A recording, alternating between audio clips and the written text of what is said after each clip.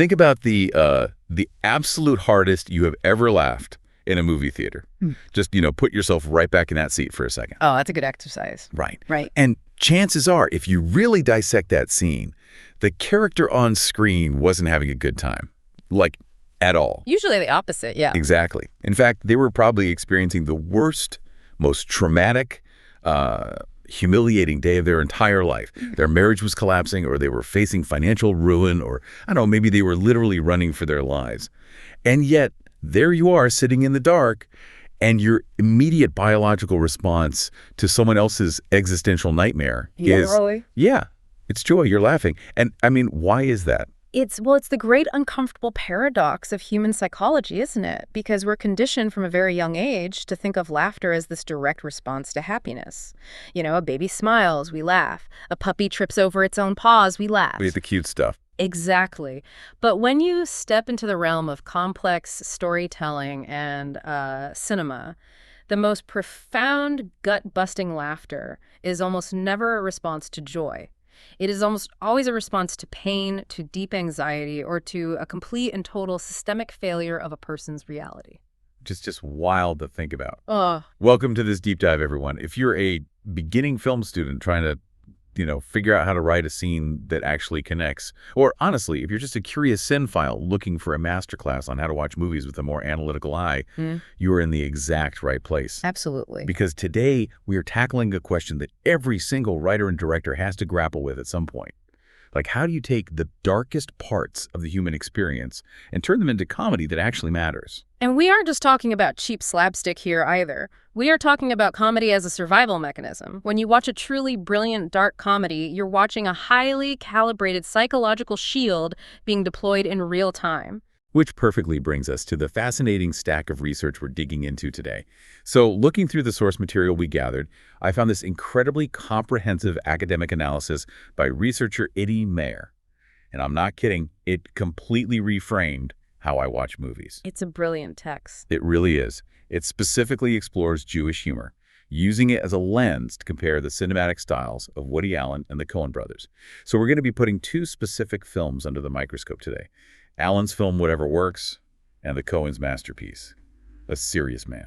And the mission of this deep dive is actually quite specific. We want to decode the psychological DNA of cinematic comedy. We really want to understand how humor on screen isn't just, a punchline engineered to get a chuckle out of the audience. It's a profound, necessary tool for coping with existential dread, deep-seated trauma, and just overwhelming societal pressures. And I have my favorite analytical mind here with me to help break all this down. So to start, I think we have to just throw out the idea that a joke is just a joke.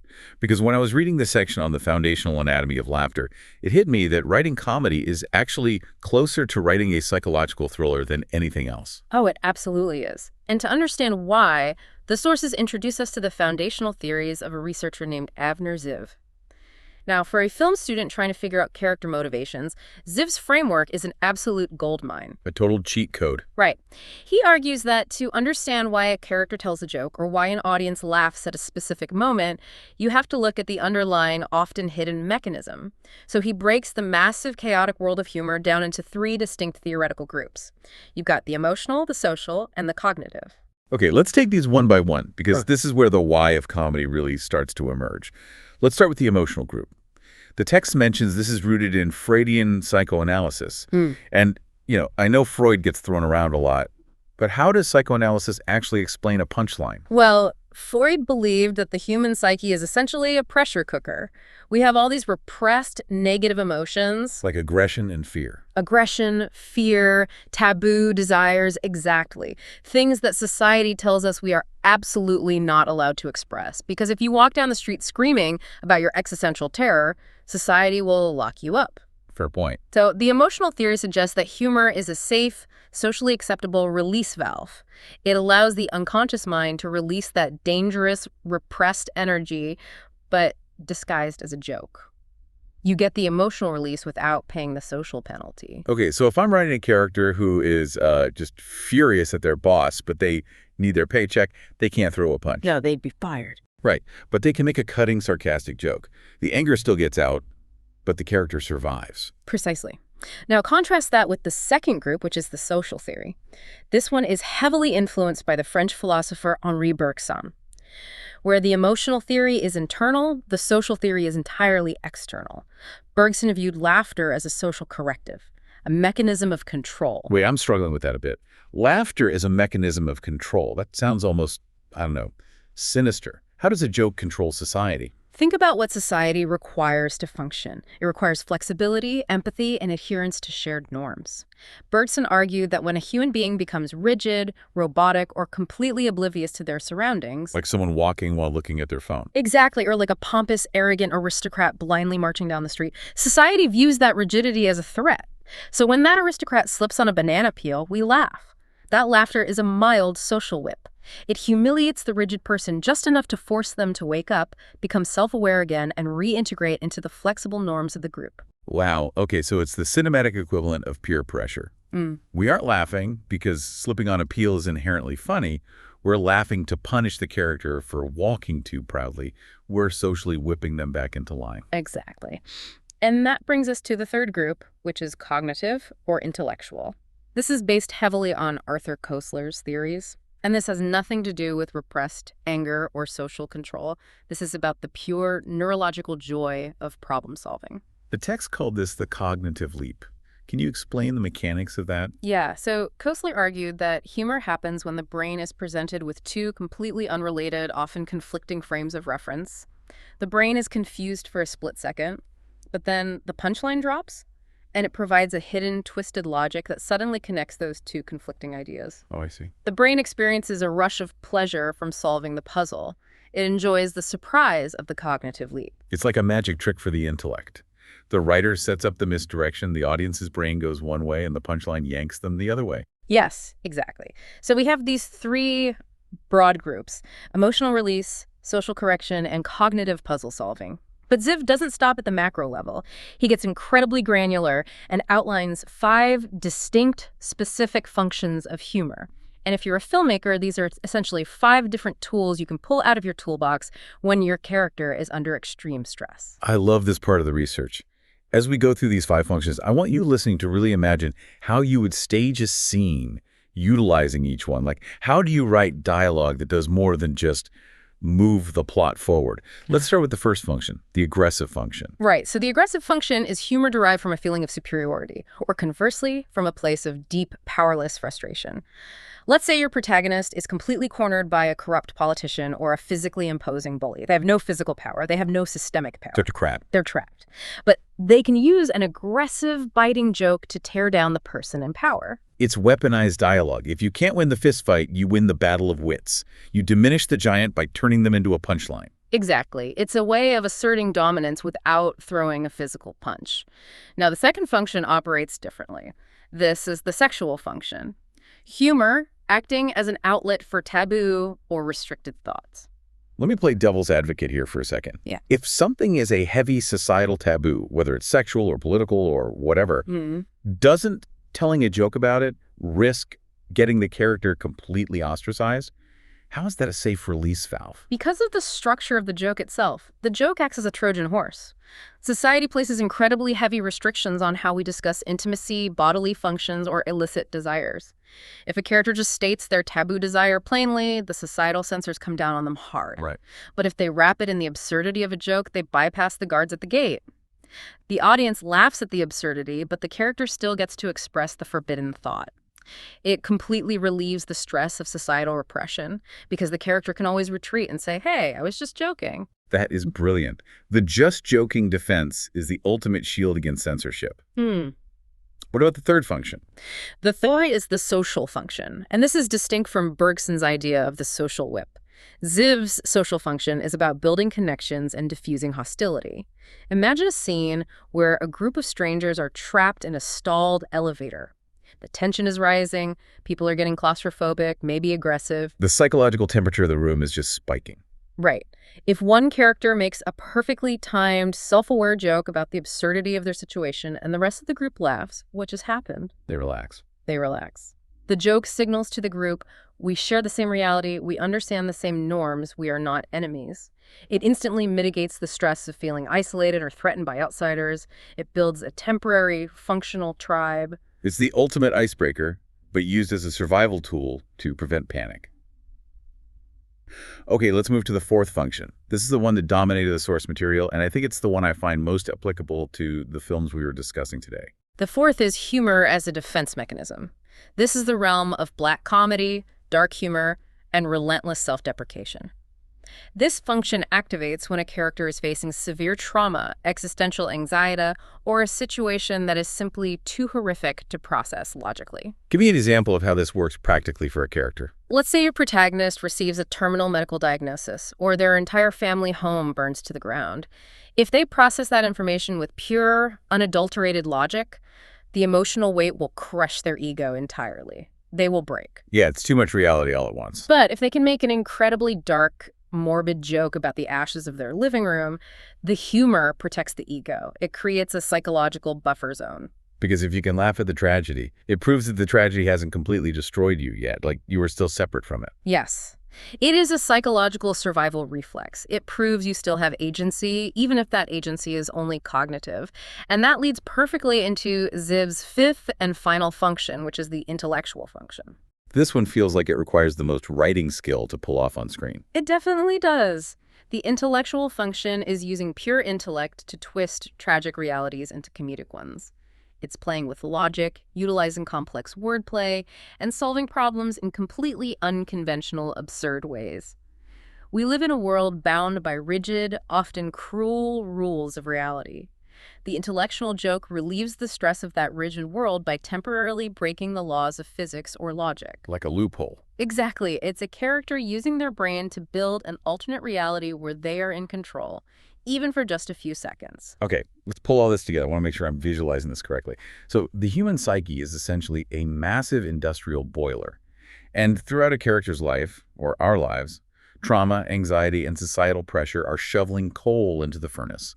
The steam is building up. The pressure gauge is in the red. I like where this is going. Right. So these 5 functions, aggression to punch up, sexual taboo to bypass censors, social connection to build a tribe, defense mechanisms to buffer trauma, and intellectual twisting to escape reality. These are the 5 emergency release valves. If a writer doesn't let their character open one of those valves, the boiler explodes. That is a phenomenal analogy. And if we connect this to the overarching thesis of the sources, drawing heavily on Freud's later writings, we see that humor is considered one of the highest level, most sophisticated defense mechanisms a human being possesses.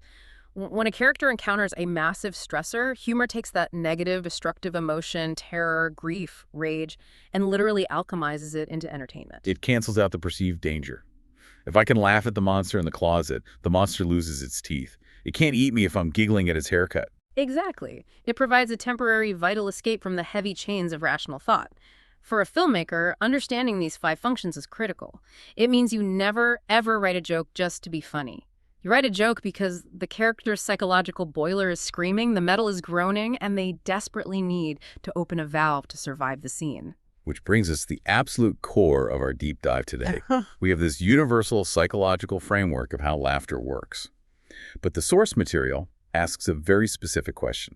How do these theories map onto the highly specific, incredibly rich cultural phenomenon of Jewish humor? Because when you look at the history of cinema, Jewish humor isn't just a genre, it's practically its own cinematic language. It really is. And to navigate this, the sources provide some vital academic context. Researcher Dov Noy defines Jewish humor quite strictly. He states, it is humor told by Jews for Jews.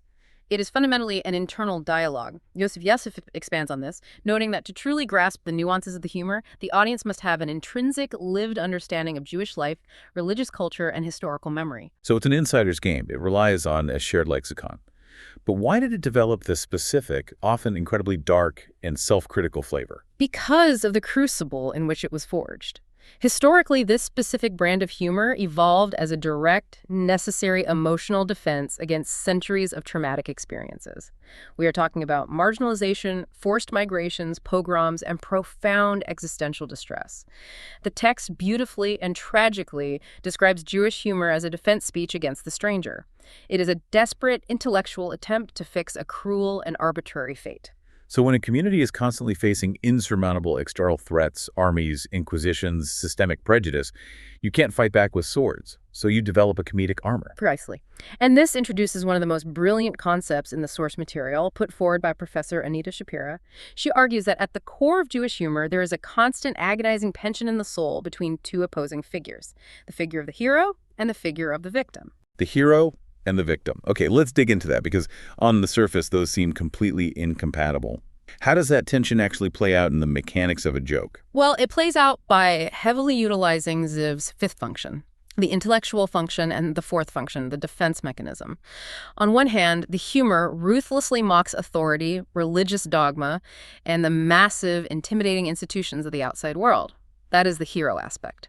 It is a David and Goliath dynamic, using razor-sharp intellect to verbally topple giants. Right, the underdog outsmarting the oppressor. But simultaneously, and this is where it gets complex, the humor turns a hypercritical, almost vicious eye inward through relentless, agonizing self-deprecation.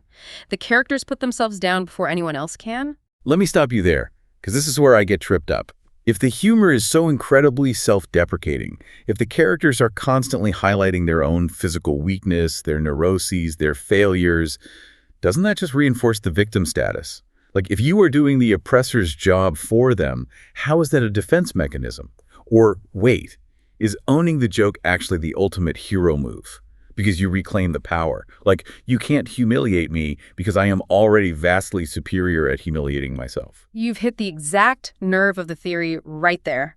The sources, specifically drawing on the researcher Albert Mememi, suggest it is absolutely the latter. It is the ultimate reclamation of narrative power. Think of it as a preemptive psychological strike.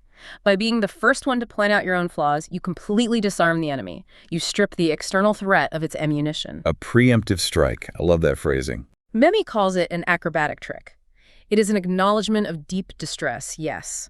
The character admits they are weak or flawed. But the sheer intellectual agility required to construct the joke proves their superiority.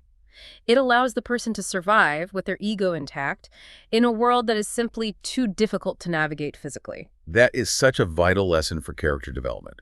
If you are writing a script, self-deprecation shouldn't be written as a sign of weakness. It should be written as a highly evolved, tactical defense mechanism. The character is falling on their own sword, so the villain can't have the satisfaction of scabbing them.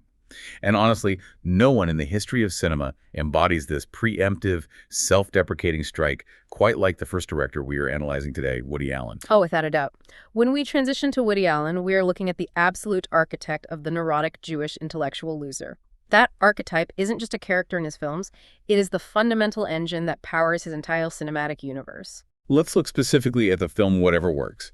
You've got the protagonist, Boris Yelnikov, played brilliantly by Larry David. Okay. For anyone listening who hasn't seen it, Boris is a former physics professor who almost won a Nobel Prize, but now he's a misanthrope living in New York. He is angry, he is incredibly smart, he has a pronounced limp from a failed suicide attempt, and he is vibrating with an almost radioactive level of neurosis.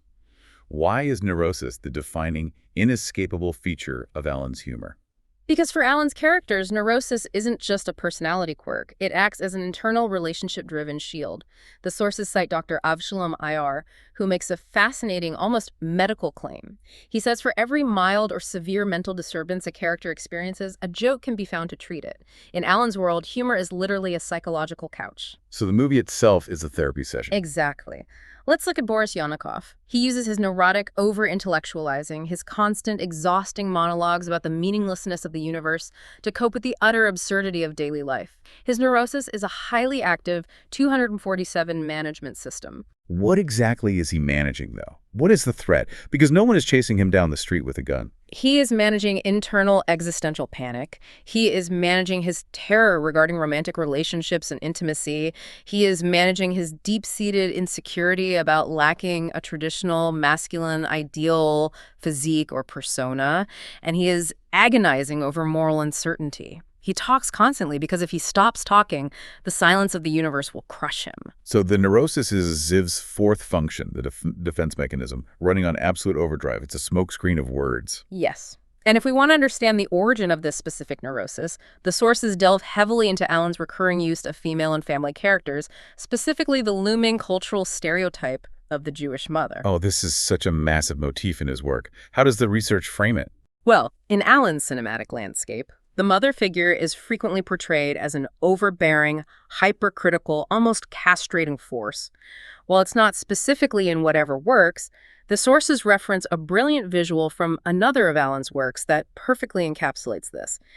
Imagine a giant 50-foot mother literally appearing in the sky over New York City, looking down at the protagonist and airing all of his personal failures and inadequacies to the entire population. That is the ultimate surreal nightmare scenario for a neurotic character. Your mother, hovering like a blimp, telling millions of strangers that you don't eat enough and your marriage is failing. But structurally, from a screenwriting perspective, what does that dynamic do to the male protagonist? It forces the male character into a permanent, inescapable state of childhood.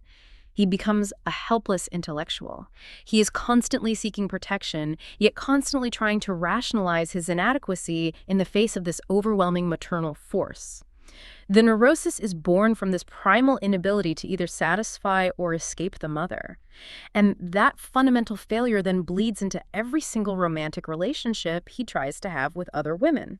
Think about that in the context of your own life, When you are feeling completely overwhelmed or someone is criticizing you, do you ever overanalyze the situation? Do you start making rapid-fire, self-deprecating jokes to beat them to the punch before they can land a real insult? That is the Woody Allen defense mechanism in action. You build a fortress out of your own admitted flaws. That is a perfect way to phrase it.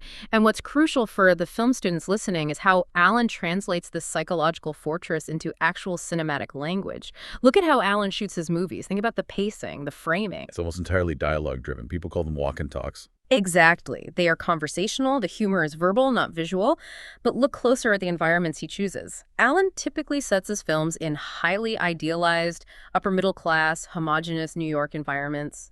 Cozy apartments, nice restaurants, safe streets. Why? I always thought it was just because he liked New York. Is there a deeper psychological reason? The sources argue this is a highly deliberate defensive stylistic choice. Allen is intentionally avoiding external racial, economic, or societal tensions. By completely removing external threats from the frame, there is no extreme poverty, no violent xenophobia, no war outside the window.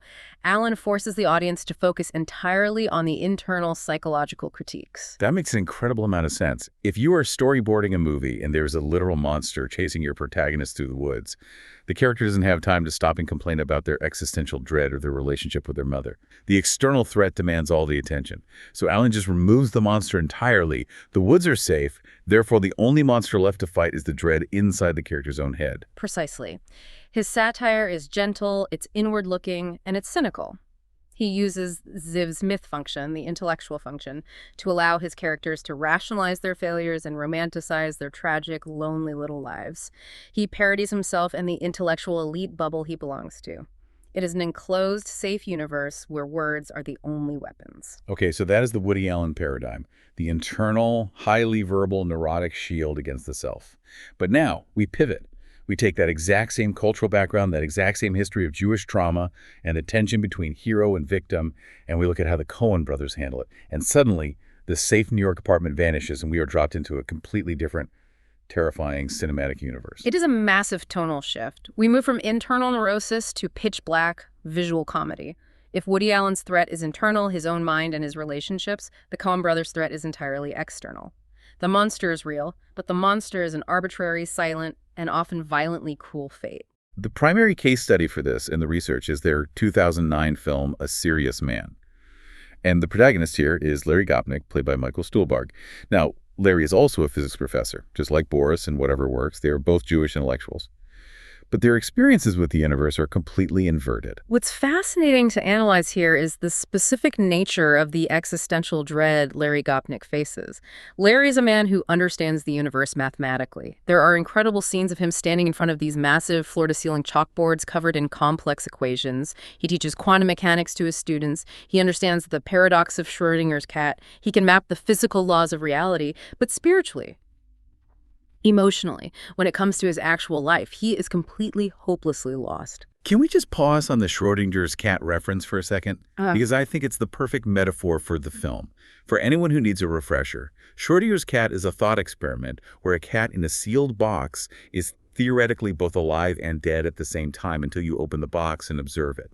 It's about quantum uncertainty. Yeah. How does that explain Larry's comedy? Because Larry's entire life becomes an unresolvable quantum paradox. He's a good man who tries to do the right thing, to follow the rules of his community, but the universe just decides to relentlessly, arbitrarily punish him.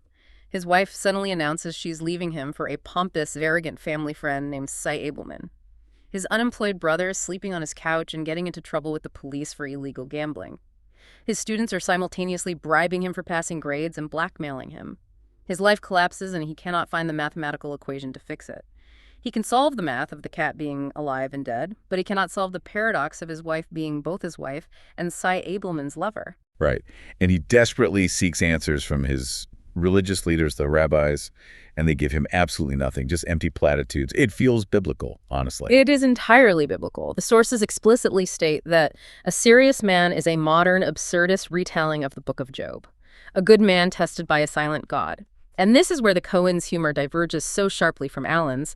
Their comedy is a response to this external threat. It's a response to latent, creeping anti-Semitism in the Midwest suburbs, to a world that suddenly turns hostile, and most terrifyingly, to a universe that simply refuses to offer any answers, no matter how hard you pray or how logically you argue. Which brings up a really controversial point in the research. To deliver this biting social criticism about a hostile world, the Coens utilize extreme, often grotesque stereotypes. The sources point out characters like the fast-talking, treacherous Bernie Birnbaum in Miller's Crossing, the elitist, ultimately doomed intellectual Barton Fink, or even non-Jewish stereotypes like the aggressively sexual Latino bowler Keza Quintana in The Big Lebowski. As a filmmaker, that feels like walking a razor-thin tightrope over a volcano. Why use such offensive tropes? It is incredibly risky, but they use them deliberately to test the audience's tolerance. They are holding up a highly distorted, ugly funhouse mirror to society. By pushing the boundaries of political correctness to the absolute breaking point, they deliver a much harsher, more visceral critique on xenophobia and prejudice. They are forcing the audience to look at the grotesque caricatures that society secretly harbors in its subconscious. They are basically saying, you think this is offensive. This is what your latent prejudice actually looks like. It's aggressive, confrontational satire. And what about the female characters? We talked about Allen's women being either protective or castrating mother figures. Who are the women in the Coen brothers' films? They are the absolute pragmatists. They are the immovable objects. The sources highlight characters like the fiercely determined Edwina in Raising Arizona, the incredibly capable pregnant police chief Marge in Fargo, and of course Larry's wife in A Serious Man. In stark contrast to Allen's universe, where the men talk endlessly to control the room, the women in the Coens films are dominant through action. They are grounded in reality, they make the hard, unsentimental decisions, and they are essentially the ones wearing the pants. And what does that do to the male protagonist? It ruthlessly highlights the male protagonist's weakness and his utter inability to control his environment. Think about the scene where Larry Gopnik's wife informs him she is leaving him for Cy Abelman. Larry tries to argue logic. He tries to use his intellect. But his wife and Cy simply steamroll him with sheer pragmatic willpower. Larry is powerless to stop it. He is swept away by their practical demands. Okay, so we talked earlier about Allen's cinematic language being dialogue-heavy, safe, and visually straightforward. How do the Coens translate their philosophy of a cruel, absurd universe into visual cinema? Like, if a film student wants to replicate this feeling of isolation, how do they physically shoot it? This is where the artistry really shines. Unlike Allen's reliance on the verbal, the Coens master stark, brutal visual irony. They use meticulous shot composition. If you want to show a character who is powerless, you don't just give them a sad monologue. You do what the Coens do. You put them in the dead center of a massively wide, empty frame. You use wide-angle lenses so the walls of the room or the horizon of the landscape feel like they are miles away. Oh, wow. You physically distort the geography of the scene. You make the universe look massive, indifferent, and the character looks like a tiny, insignificant bug trapped in the middle of it. Precisely. The visual geography reflects the psychological isolation. And look at how they open A Serious Man. They don't start with Larry. They open with a dark, completely ambiguous Yiddish folktale set in a snowy 19th century shtetl. A couple invites a rabbi into their home, but the wife believes the rabbi is actually a dubuk, an evil demon. She stabs him, he bleeds, and walks out into the blizzard. And we never get an answer. Was he a demon? Was he just an old man they murdered? the movie refuses to tell us. Exactly. That prologue visually and thematically sets up the entire film. Oh. It tells the audience humans will struggle, they will face terror, they will argue endlessly about what is right and wrong, and the universe will remain terrifyingly, stubbornly silent. The visual language, the stark snow, the blood, the quiet, amplifies the satirical gap between human desperation and cosmic indifference. So if I'm trying to summarize this for a director's mood board, if Woody Allen's satire is like reading a witty, neurotic, highly verbal diary entry written in a cozy cafe, the Coen brothers' satire is like looking at a meticulously painted, darkly hilarious, tragicomic mural of a man being struck by lightning while trying to do math. That is a brilliant, highly accurate way to conceptualize it. Which brings us to the master comparison. This is the synthesis of everything we've discussed, fulfilling the core mission of this deep dive. We have two masters of cinema using the exact same cultural DNA, but how do these two distinct cinematic paths function as tools for survival? Let's compare them directly. Yeah, let's break it down category by category, starting with the function of neurosis. We know both directors use it heavily, but to what ultimate end? For Woody Allen, neurosis is a localized interpersonal tool. It is a defense mechanism to manage self-image and navigate the anxiety of social interactions. A date, an argument with a partner, a critique from a peer. It is a shield against social failure. But for the Coen brothers, neurosis isn't social. It is sheer existential panic. Larry Gopnik isn't neurotic because he's worried about impressing a woman. He's neurotic because the literal fabric of his reality is tearing apart, and a tornado is bearing down on his town. It is the panic of a man facing an uncontrollable, violent universe. Okay, what about Ziv's fifth function, the intellectual function? How do they deploy intellect differently? Allen uses the intellectual function to rationalize his character's failures. If his protagonist loses the girl, he will launch into a brilliant philosophical monologue quoting Nietzsche to prove that romantic love is a flawed bourgeois concept anyway. He uses intellect to cushion the blow to his ego. I didn't fail, the system is flawed. He builds a verbal parachute. And the Coens? The Coens use the intellectual function to prove that human intellect is ultimately completely useless.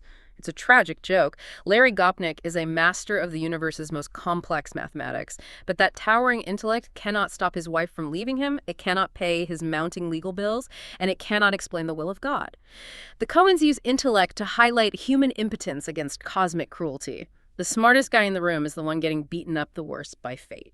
That is so incredibly dark, but mathematically, structurally hilarious when you watch it execute on screen. What about their use of parody and satire? Allen's satire is highly localized and gentle. He parodies himself, his own neuroses, and the specific intellectual elite of New York. It's an inward-looking satire. The Coen satire is vast and expansive. They parody entire pillars of society. They parody film genres, the noir, the western. They parody social conventions. And most aggressively, they parody the very human concept of meaning. They satirize our desperate need to find a neat, moral answer to life's chaos. And finally, how do they view the Jewish fate that we talked about earlier? That historical tension between hero and victim, born out of trauma? Allen views the Jewish fate as an anxiety that can be managed. It is something you can talk your way out of through cultural assimilation, through endless years of psychoanalysis, and through intellectualizing your pain. You can neurotically manage the fate and live comfortably in your apartment. And the Coens' worldview? The Coens view the fate with a bitter, stoic, almost pioneer humor.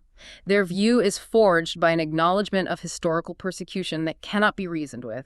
In their cinematic universe, you cannot manage the fate. You cannot talk your way out of the storm with a witty monologue. You simply endure it.